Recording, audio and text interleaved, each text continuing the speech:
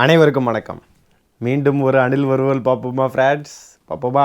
வாங்க. இன்ட்ரோவில் என்ன பேசணும்னு தெரியலை ஃப்ரெண்ட்ஸ், அதனால தான் ஏதாவது சொல்லி வச்சுருக்கேன். வாங்க காணொலிக்குள்ளே போயிடும் வளவலான்னு பேசாமல். விக்ரவாண்டி மாநாடுக்கு அப்புறமே நீங்கள் பார்த்தனுமே தெரியும். இவர் மூக்காமுத்தோட அப்பா தான் இறந்தார். முறைப்படி பார்த்தா மூக்காமுத்து அப்பா தான் போய் சந்திக்கணும். எதுக்கு போயிட்டு ஸ்டாலினை போய் பார்த்தான்னு தெரியல. மூக்காமுத்தோட அப்பா இறந்தார், முறைப்படி பார்த்தா மூக்காமுத்தோட அப்பாவை தான் போய் பார்க்கணுமா? என்ன ப்ரோ பேசுகிறீங்க? மூக்காமுத்து அவர்கள் தான் ப்ரோ இறந்தார், மூக்காமுத்து அவர்களோட அப்பா இறந்தார், மூக்காமுத்து அவர்களுடைய அப்பாவை தான் போய் சந்திக்கணுன்றாப்புல. என்னங்க இது?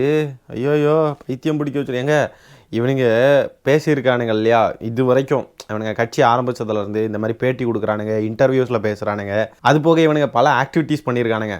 லைக் ரீசெண்டாக பார்த்தீங்கன்னா ஒரு காவலருடைய கையை கடிச்சு வச்சான் ஒரு அணில்.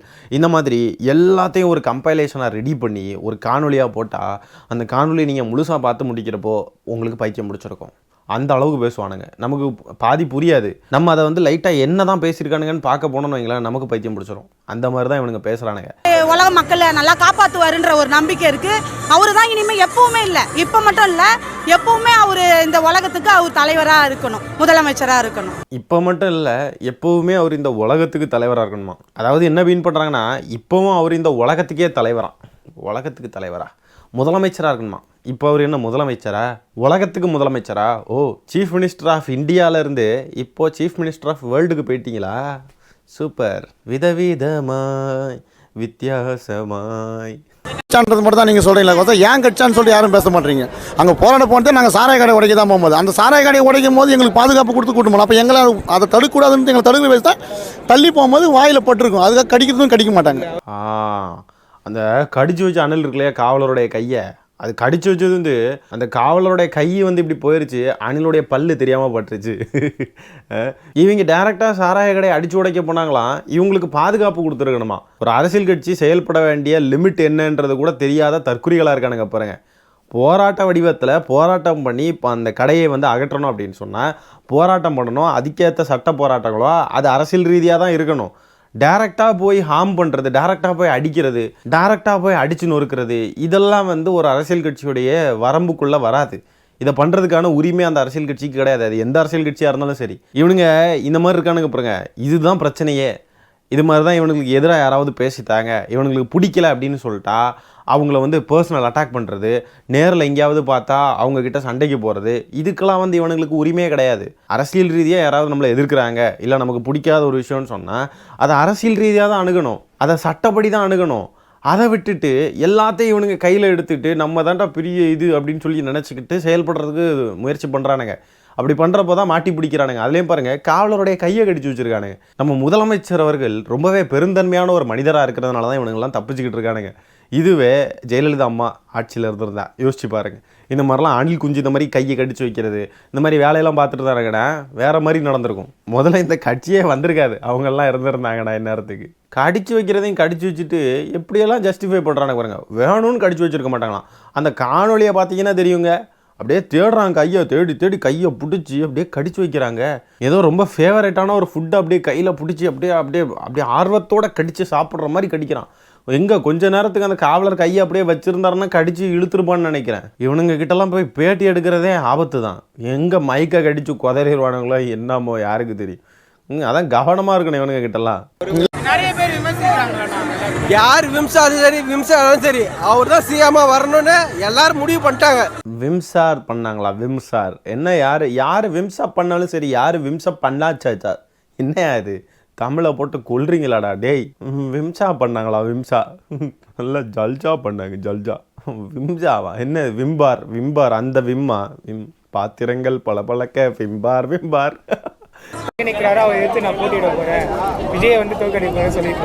தளபதி பீட் பண்றதுங்க இங்க வேர்ல்டுலே கிடையாது. அவர் நிக்கிற தொகுதி பிளாஸ்ட். அவர் நிக்கிற தொகுதி பிளாஸ்ட். பார்த்தீங்களா?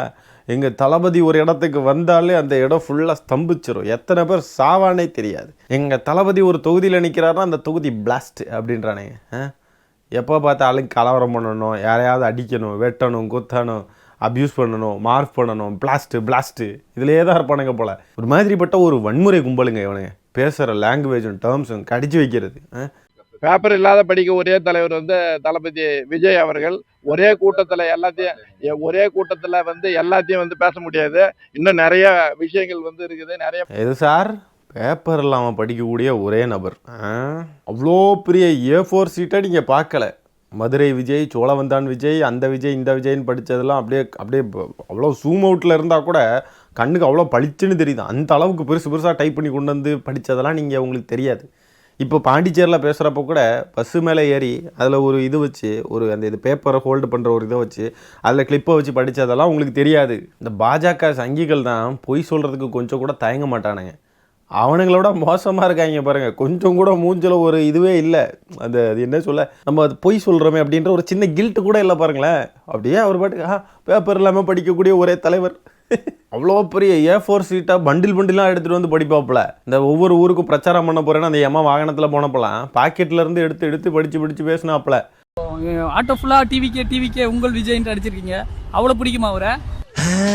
இப்பதான் பிரைட் ஆரம்பிச்சான். தளபதி இருக்காரு பாருங்க, அவரெல்லாம் வார்த்தையால சொல்றதுக்கு வாயே கிடையாது. வார்த்தையால சொல்றதுக்கு வாய் இல்லையா ப்ரோ? ஐயோ பாவம். என் உசுருக்கு மேல நினைக்கிறேன் தளபதிய. அப்படியா?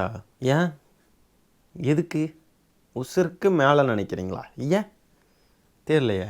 அப்போனா இந்த மாதிரி இருக்கக்கூடிய நபர்கள்லாம் ஒரு குடும்பம்னு சொல்லி வாழ்கிறதுக்கு தகுதியே இல்லாதவர்களுங்க. இப்போ நமக்கு பெற்றவங்க இருப்பாங்க, கல்யாணம் ஆயிருக்குன்னா கல்யாணம் ஆன இணையர் இருப்பாங்க, குழந்தைங்க இருக்கும். இவங்க எல்லாரையும் விட விஜய் தான் முக்கியம்னு சொல்கிறோம் அப்படின்னா, அப்போனா இவங்கெல்லாம் குடும்பம் அப்படின்லாம் வாழ்கிறதுக்கு தகுதியே இல்லாதவங்க. ஏன்னா இவங்க உயிரை விட விஜய் தான் முக்கியம்னு சொல்கிறாங்கன்னா, அப்போ தன்னுடைய உயிர், தன்னுடைய பெற்றவர்கள், தன்னுடைய கூட பிறந்தவங்க, தன்னுடைய இணையர், தன்னுடைய பிள்ளைங்க, இவங்களையெல்லாம் முக்கியமாகவே பார்க்க மாட்டாங்கன்னு தானே அர்த்தம். அப்போ தாவேக்காரங்கன்னா என்னுடைய உயிரை விட எனக்கு விஜய் தான் முக்கியம்னு சொல்கிறத பெருமையாக யாராவது சொல்கிறாங்க அப்படின்னா, உடனே நீங்கள் என்ன புரிஞ்சுக்கணும் அப்படின்னா, இவங்கெல்லாம் குடும்பம், வாழ்க்கை, நல்ல ஒரு வாழ்க்கை, தன்னுடைய முன்னேற்றம் அப்படின்லாம் வாழ்கிறதுக்கு தகுதியே இல்லாத நபர்கள். இந்த மாதிரி நபர்களை நம்பி தன் வீட்டில் இருக்கக்கூடிய பொண்ணையோ பையனையோ யாரும் கல்யாணம் பண்ணி கொடுத்துறாங்க. எல்லாம் நாசமாக போயிடும். அதனால் பார்த்து எடுத்து பத்திரமா, இந்த விஜய் ரசிகர்கள் அப்படின்னு சொன்னாலே ஒரு 100 அடி தள்ளி போயிருங்க. ஐயோ ஆளை விட்டுறா சாமி அப்படின்னு போகிறது ரொம்ப ரொம்ப நல்லதுங்க. 2026 எங்க தளபதி தான் ஆட்சிக்கு உட்காருவார் தல. அப்ப கண்டிப்பா உங்க ஓட்டு வந்து டிவிக்கே தான். எனக்கு ஓட்டு ஐடியா கிடையாது. 2026 கண்டிப்பாக ஆட்சியில் அவர் தான் உட்காருவாரான். ஆனால் ஓட்டர் ஐடி கிடையாதான். ஓட்டு போடாமல் எப்படி ப்ரோ அவர் ஆட்சியில் உட்காருவார்? 500 கோடி 600 கோடி 700 கோடி 1000 கோடின்னு இந்த வசூல் வடை சுடுவீங்க இல்லையா, அந்த மாதிரி நினச்சிட்டு இருக்கீங்களா? சும்மா வாயால் வடை சுட்டுட்டா அப்படியே அதுதான் உண்மைன்னு நம்ம ப்ரொஜெக்ட் பண்ணுவோம் இல்லையா எப்போவுமே. அதே மாதிரி அரசியல்லையும் நாங்கள் தான் சிஎம்னு 4 ரீல்ஸை போட்டு நாம் ஜெயிச்சிட்டோமாரா அப்படின்லாம் போட்டு சும்மா ஏதாவது நீங்களே உங்களுக்குள்ள சந்தோஷப்பட்டுக்கிட்டு இருந்தால் அதுதான் தேர்தல் அரசியல், அதுதான் ஜெயிக்கிறது அப்படின்னு நினச்சிட்டு இருக்கீங்களா? ஓட்டர் ஐடியே இல்லையா, ஆனால் விஜய் தான் சிஎம் ஆவார். எப்படி தானே இவனுங்களாம் வித்தியாசமானவனுங்களா இருக்கானுங்க அங்கே. அதாவது மருத்துவமலை எங்க சார் ஏறினாங்க, எந்த இடத்துல இருந்தாங்க? இப்போ மருத்துவமலை யாருனா ஏறினாங்களா? ஆமா சார், அவரு எவ்வளோ பெரிய சினிமா ஆக்டர். அவர் வரதை பார்க்க போகும்போது அப்போ அது மாதிரி அவர் மேலே உள்ள ஆர்வத்தில் எல்லாம் ஏற தான் செய்வாங்க. பாதுகாப்பு யார் தரணும்? போலீஸ் தரணும் பாதுகாப்பு. யார் சார் மரத்து மேலே ஏறினாங்கன்னா அந்த அம்மாவே தான் கேட்குறாங்க. அதுவும் அவ்வளோ பெரிய ஆக்டர் அவங்களாம் வரப்போ எல்லோரும் ஏற தான் செய்வாங்க அப்படின்னு அவங்களே சொல்கிறாங்க. ஏன் இப்படி மாற்றி பேசணும்? இவங்கெல்லாம் மரத்துக்கு மேலே ஏறுவாங்களாம், காவல்துறை தான் பாதுகாப்பு கொடுக்கணுமா? எது வேறு வேலை இல்லை காவல்துறையினருக்கு. எவெல்லாம் மரத்து மேலே ஏறுறான் அவனுங்களெல்லாம் கீழே இறக்கும், அவனுங்களெல்லாம் பாதுகாப்பாக இருக்க வைப்போம். அவனுங்க மரத்துக்கு மேலே இருந்தாலும் அவனுங்களெல்லாம் பாதுகாப்பாக இருக்கானுங்களோ அப்படின்னு உறுதி செஞ்சுக்கிட்டே இருக்கணும். அவனுங்களுக்கு கீழே நெட்டெல்லாம் விரித்து வச்சுக்கணும். கீழே விழுந்தாலும் பத்திரமா அடிப்படாமல், பசங்க அழுங்காமல் குலுங்காமல் அவனுக்கு பத்திரமா இருக்கணும். ஒரு சின்ன ஸ்க்ராட்ச் கூட விழக்கூடாது. அவனுங்களுடைய பாதுகாப்பை காவல்துறை தான் இங்கே வேறு வேலை இல்லாமல் பார்த்துக்கிட்டு இருக்கணும். அவங்க பாதுகாப்பு கொடுக்க தான் முடியும். அந்த இடத்துல ஏதாவது சண்டை வராமல் இருக்கிறது, வேறு ஏதாவது பிரச்சனைகள் வராமல் பார்த்துக்கிறது தான் அவங்களால பண்ண முடியும். நீங்கள்லாம் போய் வேணும்னு விழுந்து சாகிறதெல்லாம் தடுக்க முடியாது. ஆனால் அதையும் மீறி காவலர்கள் இந்த மாதிரிலாம் கண்டிச்சாங்க. இந்த மாதிரி ஏறாதீங்க கண்டிச்சாங்க.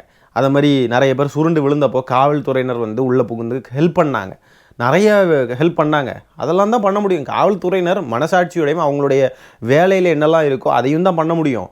அதை தாண்டி இவனுங்களை உட்காந்துருந்து திருத்துறது மாற்றுறது அதெல்லாம் காவல்துறையினர் பண்ண முடியாது மேடம். இவனுங்க மரத்து மேலே ஏறுவானுங்களாம், இங்கே எல்லாரும் வேறு வேலையெல்லாம் விட்டுக்கிட்டு அவனுங்களை போய் பாதுகாத்துக்கிட்டு இருக்கானுமா. நல்லா இருக்க. எங்கள் கூட்டத்திலே எங்கள் ஃபேமிலி, எங்கள் அப்பா கூட பிறந்தவங்க மொத்தம் 17 பேர். எங்கள் ஃபேமிலி மொத்த பேருமே நான் தான் ஓட்டு போட சொல்லுவேன், தளபதிக்கு போடுங்கன்னு சொல்லிட்டு. என்ன மாதிரி ஒரு 1000 பேர் 1000 கோடி பேர் இருந்தாங்கன்னா அவங்க சைடு ஓட்டு வந்தால் தளபதி கண்டிப்பாக வெற்றி. 1000 பேர் 1000 கோடி பேர் 1000 கோடி பேர் சூப்பர் ப்ரோ சூப்பர் ப்ரோ. 1000 கோடி பேர்னா என்னன்னு தெரியுமா இவனுங்களுக்கு? அது நம்பர் எவ்வளோ பெருசுன்னு தெரியுமா? ஐயோ மாட்டிக்கிட்டு முழிக்கிறோங்க. விஜய் அவர்களை பாத்தீங்களா? எப்படி இருந்தது இன்னைக்கு? பார்த்தோம், கொஞ்சம் ரொம்ப ஷார்ட்டா முடிச்சிட்டாரு. நடுவில் கொஞ்சம் வாக் பண்ணி இருக்கலாம், இன்னும் நிறைய பேசுவார்னு எக்ஸ்பெக்ட் பண்ணோம். ஷார்ட்டாக முடிச்சிட்டாரு, நடுவில் கொஞ்சம் வாக் பண்ணியிருக்கலாம், அங்கே இங்கேயும் நடந்துருந்துருக்கலாம். அவங்களோட எதிர்பார்ப்பை பார்த்தீங்களா? ஒரு நடிகை ஒரு இந்த ரேம்ப் வாக்கு இந்த இதெல்லாம் போவாங்களா, ஃபேஷன் ஷோவில் போயிட்டு வருவாங்க இல்லையா, அதுமாதிரி இந்த கான்சர்ட்ஸில் எல்லாம் இந்த ஏதாவது நடிகர்கள் இல்லைனா ஏதாவது இசையமைப்பாளர்கள்லாம் போய் பாட்டு பாடினாங்கன்னா ரசிகர்கள் என்ன எதிர்பார்ப்பாங்க?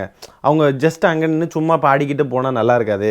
அவங்க கொஞ்சம் அந்த ரேம்பில் ரசிகர்கள் பக்கத்தில் வரணும், 4 பேருக்கு கை கொடுக்கணும், அப்படியே அந்த ஸ்மோக்கெல்லாம் விடுவாங்க இல்லையா அழகா, அப்படியே சூப்பராக இருக்கும். அந்த மாதிரி ஃபயர்லாம் விடுவாங்க. அந்த மாதிரிலாம் ஒரு செட்டப்பில் அழகாக இருக்கணுங்க. என்னங்க இவர் வந்தார், பஸ்ஸு மேலே ஏறினார், ஷார்ட்டாக ஏதோ பேசிட்டு போயிட்டாருங்க, சே நல்லா இல்லைங்க, டிஸப்பாயிண்டடுங்க அப்படின்னு. அது இந்த ரசிகர்களுடைய மனநிலையில தான் இருக்காங்க பாருங்க. காலேஜ் ஸ்டூடெண்டா? ஆமா, ஸ்கூல் ஸ்டூடெண்ட். காலைல இருந்து 6 மணிக்கு வந்தோம். நாங்க லீவ் போட்டு தான் வந்தோம். காலைல இருந்து 6 மணிக்கு வந்தா சாப்பிடாம எப்படிமே அடிச்சி மிடிச்சி 6 மணிக்கு வந்தா இங்க இருந்து 6 மணிக்கு வந்து தண்ணி சாப்பிட்டோம். வேற லெவல்ல நீ இதே போல தண்ணி மட்டும் படிக்கிறேன். நான் 10th ஸ்டாண்டர்ட் 10ஆம் கிளாஸ் படிச்சுட்டு வந்திருக்கானுங்க பாருங்களேன். நம்ம காணொலிகள்லாம் முன்னாடி பார்த்துருந்தீங்கன்னா தெரியும். இந்த புதுச்சேரி சம்மந்தமாக நம்ம போட்ட காணொலியிலேயே இந்த ஸ்கூல் படிக்கிற பசங்க எத்தனை பேர் வந்திருக்கானுங்கன்னு பாருங்கள். ஏன்னா அங்கே வந்திருக்கிறது எல்லாம் இவனுங்க தான் ஸ்கூலை கட்டடிச்சிட்டு வந்திருக்கானுங்க. இந்த மாதிரிலாம் வந்து ஸ்கூல் படிக்கக்கூடிய பசங்க தான் வந்திருக்கானுங்க. எவனுக்குமே ஓட்டு கிடையாது. நம்ம தான் பல காணொலியில் சொல்கிறோம், இவனுங்கள்லாம் கூட்டம் கூடுவானுங்க ஆனால் ஓட்டு வராது அப்படின்னு நம்ம சொல்கிறோம். ஆனால் விஜய் அவர்கள் தான் எனக்கு நீங்கள் ஓட்டு போட மாட்டீங்களா, பல பேர் சொல்கிறாங்க நமக்கு ஓட்டு போட மாட்டாங்க, நீங்கள்லாம் ஓட்டு போட மாட்டீங்களாமே அப்படின்லாம் வந்து அவர் புலம்பிக்கிட்டு போகிறார். ஆனால் நிதர்சனம் புரியாமல் இருக்காருங்க அவரும். எல்லாருமே ஸ்கூல் போகக்கூடிய குட்டி குட்டி பசங்க தான். சரி மக்களே, இந்த காணொலியை நான் இதோட என் பண்ணிக்கிறேன். நன்றி, வணக்கம்.